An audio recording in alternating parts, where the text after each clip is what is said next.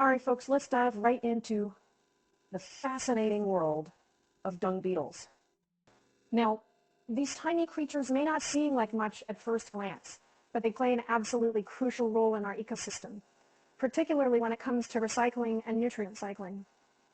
So you might be wondering, recycling? What could a beetle possibly recycle? Well, it's all about what they eat and what they leave behind. You see, dung beetles have a very unique diet. They feed on feces.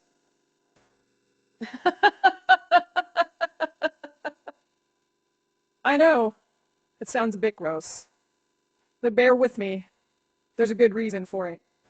As they feed, they break down the dung, and in the process, they recycle nutrients back into the soil. This organic matter is rich in nutrients, and when it's broken down by the beetles, it becomes readily available for plants to use. But that's not all. These little beetles also help to improve soil structure. As they burrow into the ground to lay their eggs and store their food, they aerate the soil, improving its ability to hold water. This not only helps plants, but also other soil organisms. Moreover, by burying and consuming dung, they control parasites and disease that would otherwise thrive in animal waste. This has a direct impact on the health and well-being of other animals in the ecosystem, including us.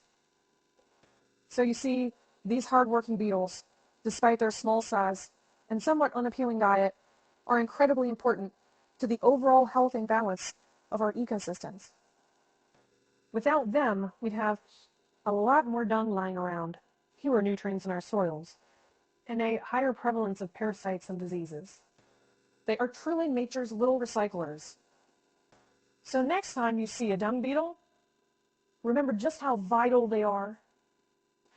They may be small, they may be humble, but they're mighty. Okay, let's move on to our next topic. Alright, moving on to the peculiar and interesting dietary habits of dung beetles. As I mentioned before, these creatures have an unusual preference when it comes to their food. Yes, you guessed it right. They eat dung. Now, let's delve a bit deeper into how this strange diet impacts the environment. So, imagine a world where dung piles up, becoming a breeding ground for diseases and pesky flies. It doesn't sound too appealing, does it? Well, that's the world without dung beetles. By feeding on dung, these beetles help us avoid this unsightly and unhealthy scenario. As they consume dung, they break it down into smaller pieces, which in turn makes it easier for decomposition to take place. This process is crucial for nutrient cycling in the ecosystem.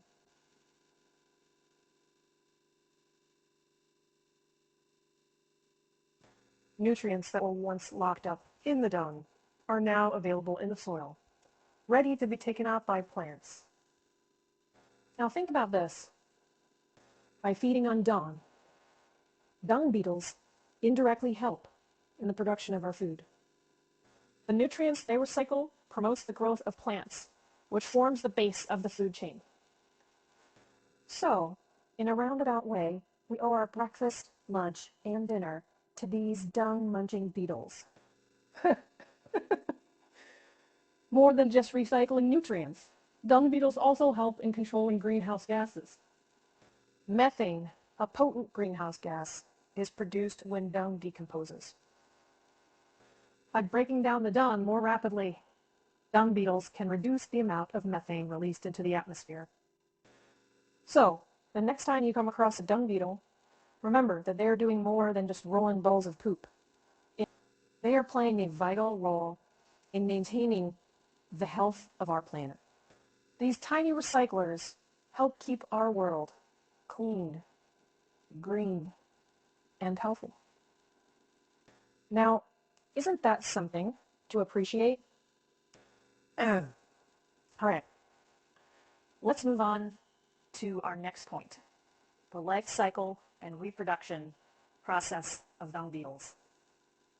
Alright, now let's delve into the intriguing life cycle and reproduction process of dung beetles. Now, remember, these beetles have a very close relationship with dung, and this relationship extends into their reproduction as well. Dung beetles have a very unique way of laying eggs. After a female dung beetle finds a nice, fresh pile of dung, she'll start to roll it into a ball. This is not just any ball, mind you, but a carefully crafted nursery for her future offspring. Yes, I know. It's a bit unusual, but stay with me. Once she's made her dung ball, the female beetle will lay her eggs inside it. The eggs are then left to hatch within the safety of the dung ball. When the larvae emerge, they find themselves surrounded by a feast of dung to feed on. Talk about being born with a silver spoon, or in this case, a dung spoon. As they grow, the larvae continue to consume the dung around them. And by the time they've eaten their way out, they've completed their transformation into adult beetles. They then set off in search of their own dung piles to start the whole process again. This remarkable reproductive strategy is not just interesting, but it's also incredibly efficient. By laying their eggs in dung, dung beetles ensure their offspring have an immediate, abundant source of food. It's a bit like being born in a supermarket.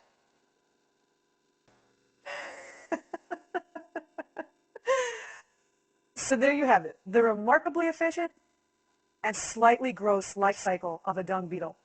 From egg to larva to adult, it all happens in the heart of the dung ball. It's a unique strategy, but it works for them, and it works for our planet too. Alright, let's move on to the next section where we'll explore the different species of dung beetles and their geographical distribution.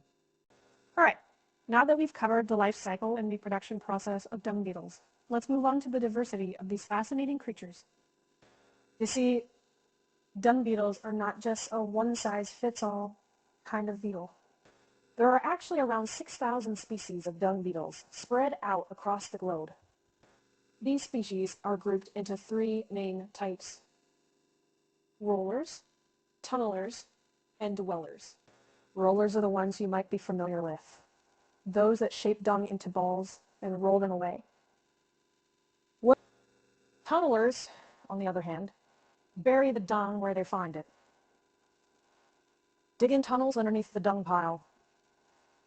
Finally, dwellers are the laid-back type. They simply live in the manure piles without bothering to roll or burrow. What's interesting is that these different behaviors are adaptations to the different environments dung beetles live in. For instance, rollers are typically found in areas where competition for dung is fierce. By rolling away their dung balls, they can avoid battles with other beetles. Dung beetles can be found in many different habitats, from deserts to forests, and even in your own backyard. They are most diverse in tropical forests and least common in extreme areas like deserts and high-altitude mountains. But regardless of where they live, they all serve the same important role in recycling nutrients and maintaining the health of ecosystems. Now, the size, color, and shape of dung beetles can also vary greatly between species. Some are small and black, while others are large and brightly colored. But regardless of their appearance, all dung beetles have a common mission: to find dung and make the most out of it. So, you see, the world of dung beetles is incredibly diverse and far-reaching. These mighty recyclers have adapted to environments all over the globe, continuing their important work no matter where they are.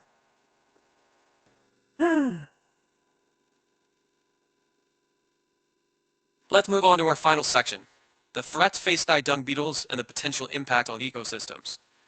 All right, now we're going to tackle a more serious issue: Unfortunately, like many creatures on our planet, dung beetles are facing numerous threats. These threats are causing declines in dung beetle populations, which could have significant impacts on our ecosystems. Now, you might be wondering, what could possibly threaten a creature that eats dung? Who would want to mess with them? Well, as it turns out, the answer is us. Human activities pose the biggest threat to dung beetles. One of the main threats comes from habitat loss due to deforestation and land conversion for agriculture. As we chop down forests and convert natural habitats into farmland, we're destroying the homes of dung beetles.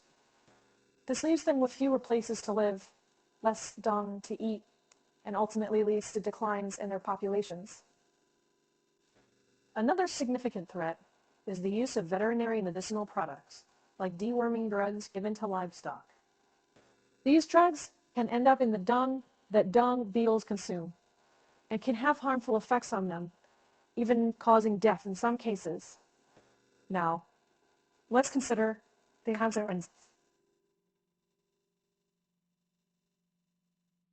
If dung beetle populations decline, we could see an increase in dung accumulation, which could lead to more greenhouse gas emissions and potential disease outbreaks.